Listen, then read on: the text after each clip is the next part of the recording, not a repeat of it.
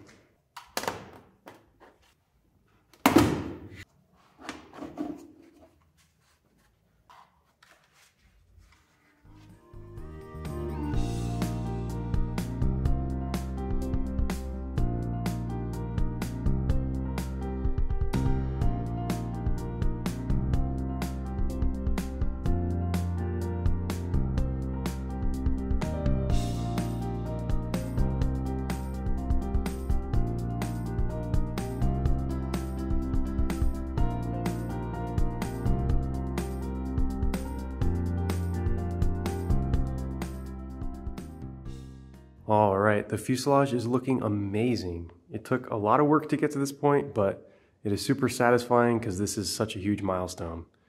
There's still a couple little things I have left to do, like I was going to install these 3D printed pieces on the fuselage. This is the inlet mouth, I'm calling it, and then this is the exhaust nozzle, for example. I was going to install those in this video, but because they're pretty delicate, I didn't want to risk damaging them while I'm finishing up the fuselage and getting it ready for paint. So I'll just have to install those later in the future. So that's going to wrap things up for this video. In the next one, we'll get started on the wings. Peace.